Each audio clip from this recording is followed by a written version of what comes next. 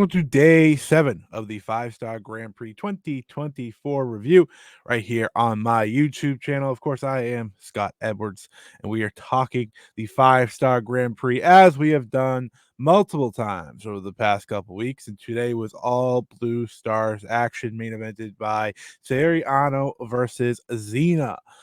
So as per always, we are going to go through the matches itself, give the reviews, go over the match ratings at the end, then look at the upcoming schedule as well as important standings and what to look out for, because we only have 3 block days left coming this weekend. So this tournament is about to kick into hyperdrive. So very exciting. If you're listening on the YouTube channel, thank you so much for the continued support. I ask you please to leave a like below to help boost the video. I also ask for your comments. I want to know how you enjoyed this show, who is your standout in the Blue Star side of things, and anything else you may be thinking watching this video.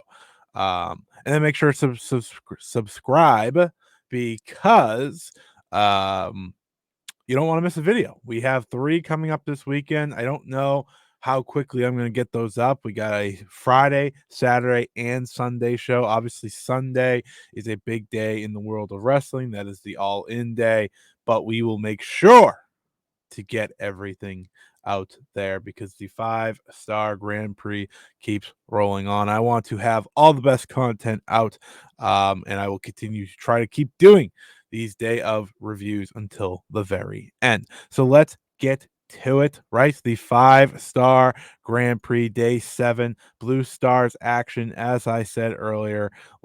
And I think with this show, my biggest takeaway before we even get into it was that this show felt quick, which is never a bad thing. This didn't last a long time. I think the official video on Stardom World, if you get past like the 32 minutes of dead air, it was sub 2 hours.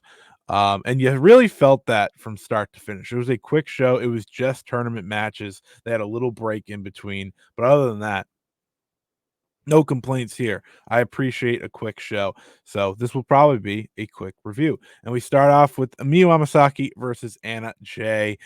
This is exactly what you'd expect this match to be. This is the weakest of Anna Jay's tournament. Not really a shock here. I didn't expect her and Miyu Amasaki to have this great long match chemistry or anything. It was just, it was about getting Anna Jay those 2 points. This was the weakest match on the show, but it was nothing that they did wrong. It wasn't interesting enough.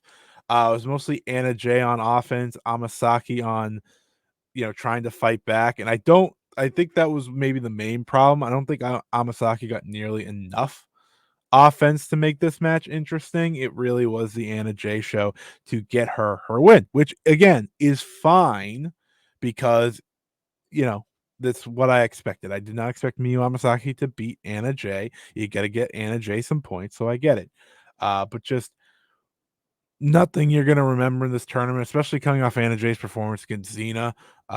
Obviously, it would have been nicer to see her shine in bigger matches, but we've kind of gotten to this point in the tournament now where I think that's kind of the way you look at it. I think Anna Jay's gone through all the big competitors. She only has 1 tournament match left. She does not wrestle on the final block day of action. So overall, this tournament's been good for her, but this was definitely her weakest contest to date.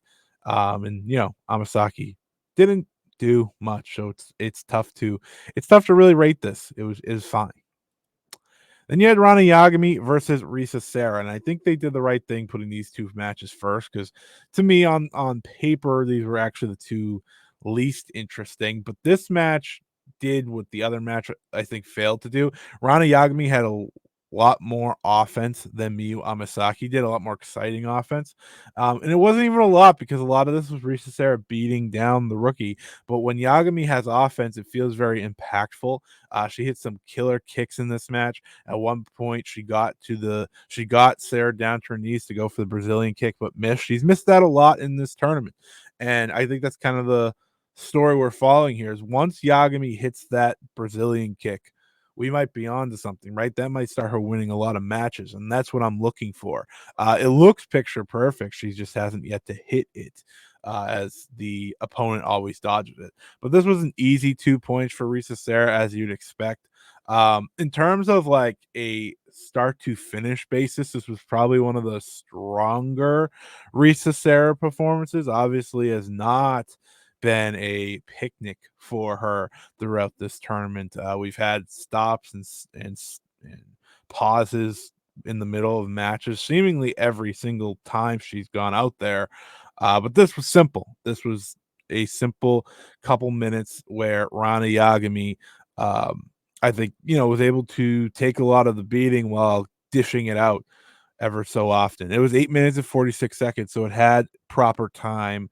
And yeah, I think overall it got the job done. I'm happy with where Rana Yagami is in this tournament. I think she's done nothing but shine. So yeah, that's how I feel about this one. I think anyone of interest should at least check this out to see how Rana continues to climb because she's getting better and better and better. Next up, we had the match between Syuri and Koguma. And if besides the main event, this was the match I was looking most forward to on this show. And while it had good wrestling, the finish angered me. And I think that's where you're going to see it be affected in the rating itself. Um, you know, the finish is as important as anything in the match. And I didn't like what they did here. And I've seen it through the years, but it annoyed me greatly. Maybe because it's just Syuri.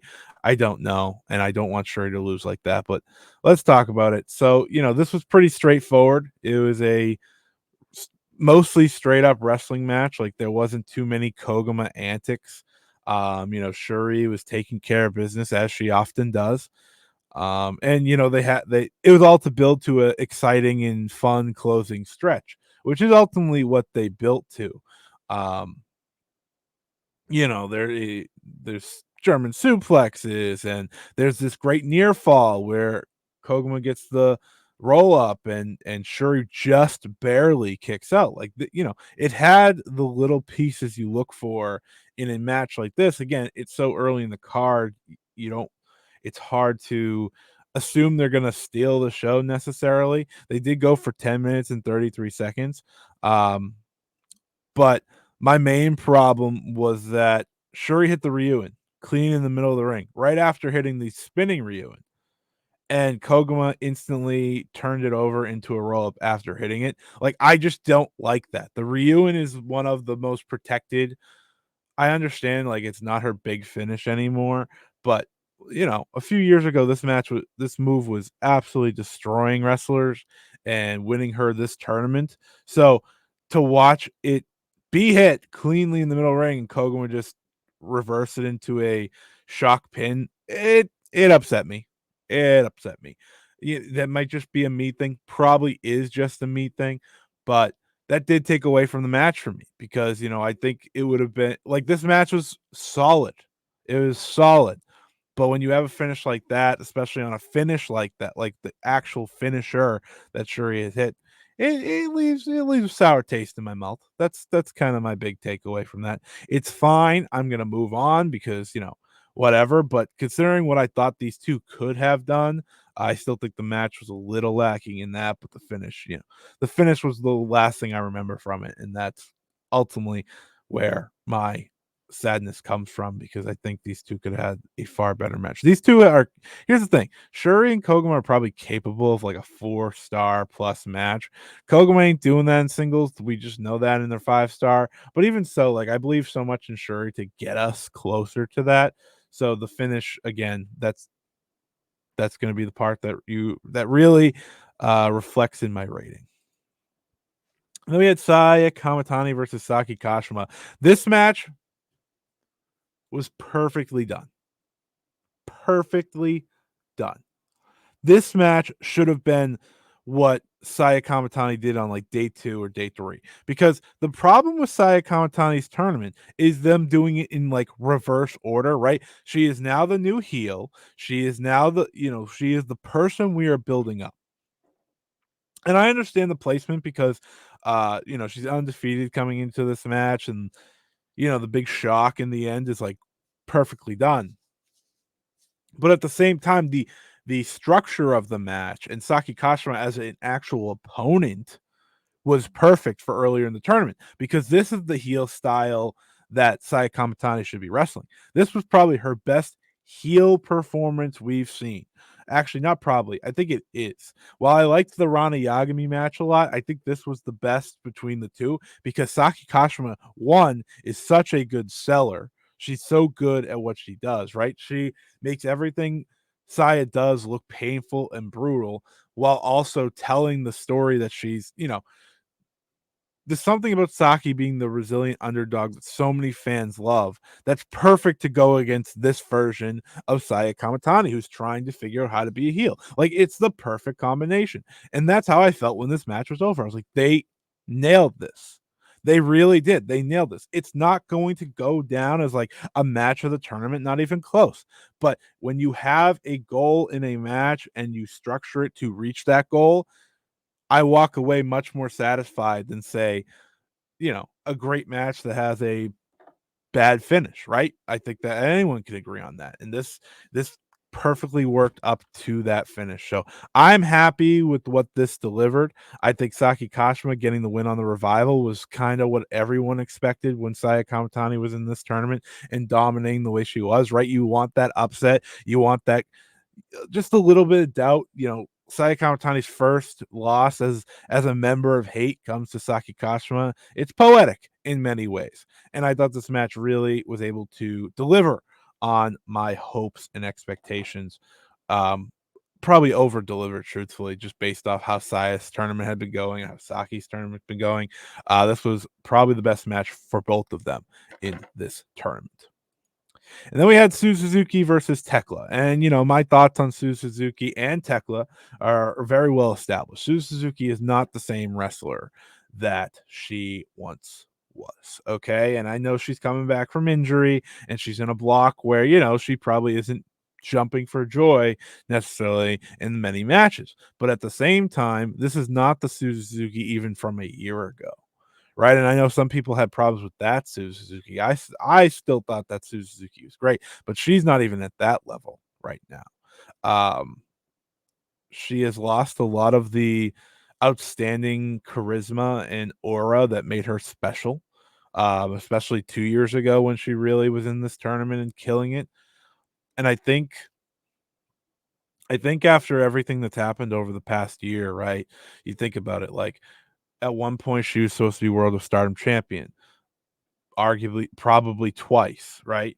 Julia left, obviously someone that she rekindled with, and they found that friendship and bond again just for Julia to leave, and she's going to America, and then she gets injured, and now she's in this new group. There's been so much change to really dramatically change Suzu from who she was, in her prominence days and her ice ribbon days, that it really does feel like she is a different competitor. And we've seen it. We've seen her slowly change through the tournaments.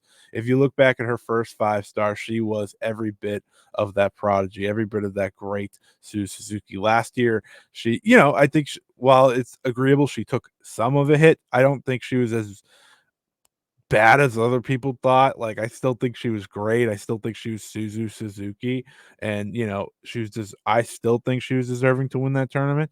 But this year, it's like watching someone completely different. That's all to say that I thought her and Tekla actually had a pretty solid match here, which was a nice change from what Tekla has been doing in this tournament, which has been on on mostly forgettable work and just uninspiring.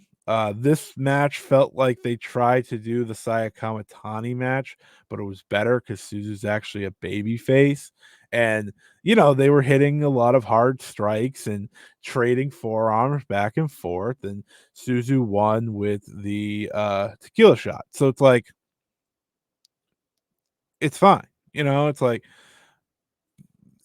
this is this to me is kind of what I want from the Tekla matches is, It doesn't need to be amazing. It doesn't need to be like the best match of the year. It just needs to be solid enough. And for me, this was solid. This was up until this point one of the best. It was right there with the I think the Saya Saki match gets a slight edge just because of the story it told, but even so, like, I still think that this was good, and I think this, again, got the job done and what I was hoping for when it comes to these 2, and being in the semi-main event. Like, what are you gonna bring to the table? I think this is ultimately, they reached my highest expectation, so I can't complain. This was good. Best for Thekla in the tournament. Maybe the best for Suzu in the tournament. It's been a rough go in Blue Stars B. And then we had the main event, the match I was the most looking forward to, Saori Anou versus Xena, and this was easily the best match of the show.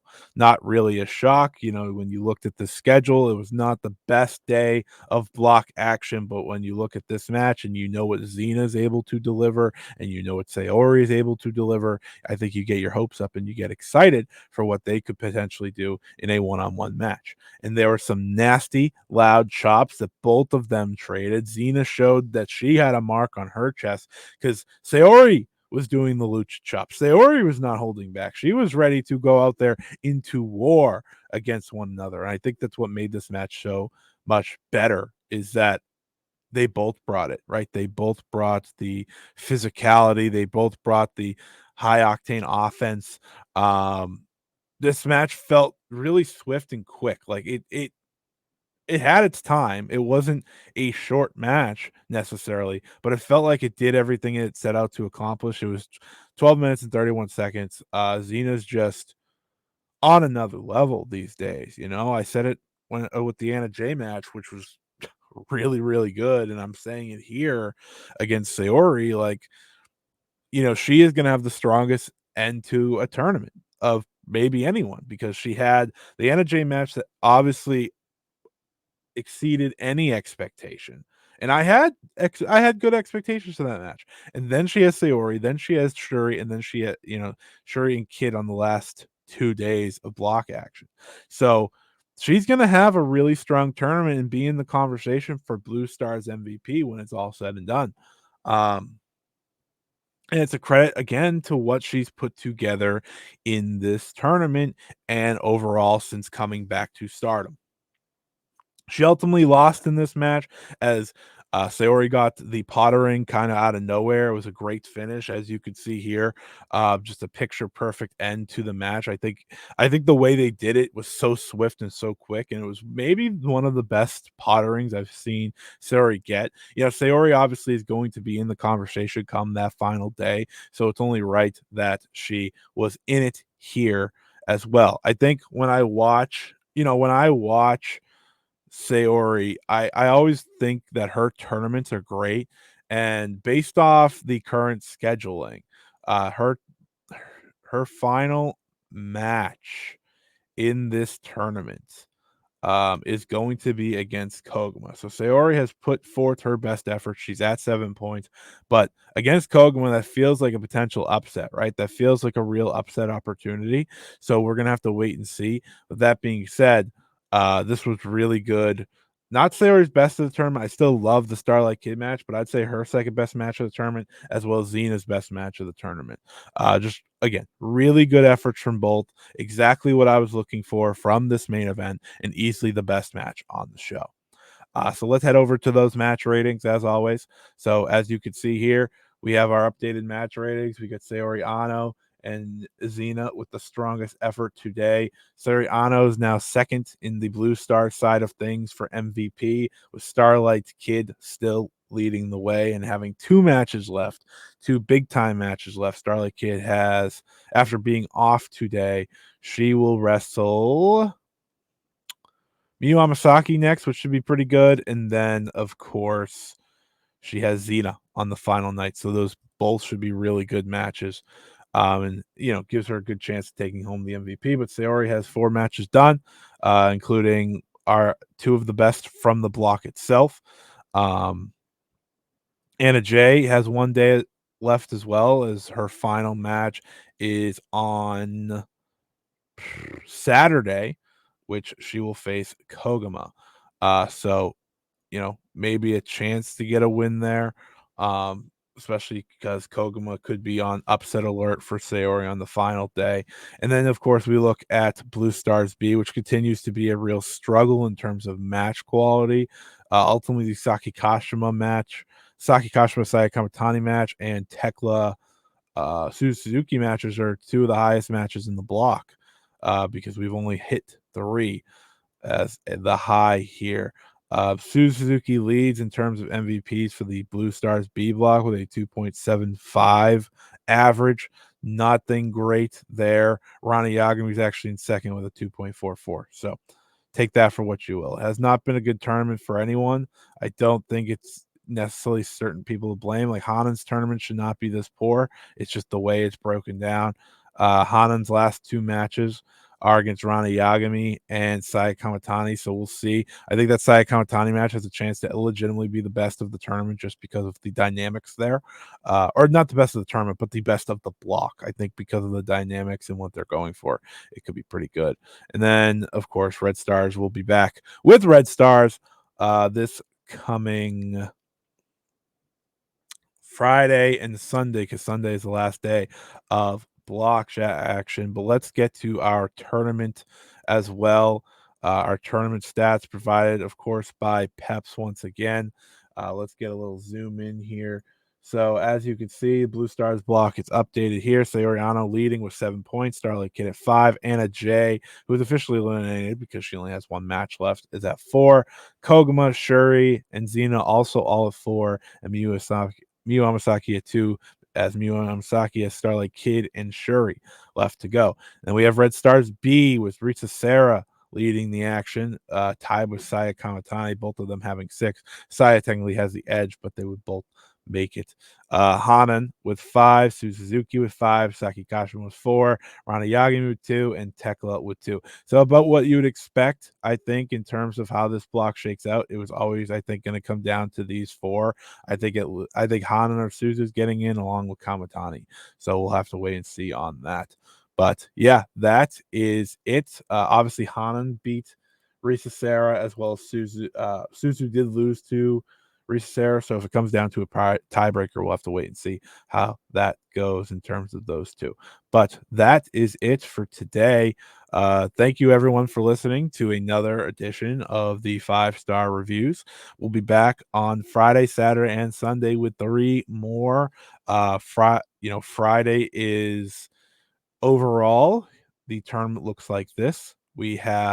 We're at the Sendai pit. We have Maika versus Suzuki, which should be great. Natsupoi versus Manami, and Konami versus Yuna Mizumori. Then we have Mayu Utani versus Mei Sera, Tam Nakano versus Tomoka Inaba, and Saida versus Momo Watanabe. And then on Saturday, we have Syuri versus Zena, which I'm obviously very excited about. Starlight Kid versus Miyu Amasaki, Koguma versus Anna J, and then Saya Kamitani versus Suzuki, Hanan versus Ranna Yagami, and Thekla versus Risa Sera. And then on the final day of block action, which is Sunday, we have Maika versus Manami, Hazuki versus Natsupoi, Ruaka versus Yuna Mizumori, Mayu Utani versus Tomoka Inaba, Tam versus Mei Sera, Saida versus Azumi, and then on the Blue Star side, we have Saori Anou versus Koguma, Syuri versus Miyu Amasaki, and Zena versus Starlight Kid, as well as Suzuki versus Ranna Yagami, Saya Kamitani versus Hanan, and Saki Kashima versus Thekla. So that's all you need to know. Like I said, we'll be back on Friday with another review of Red Stars block action. So thank you everyone for listening. Like I said at the beginning, leave a comment, leave a like, let us know how you enjoyed the show. And until next time, so long, everybody.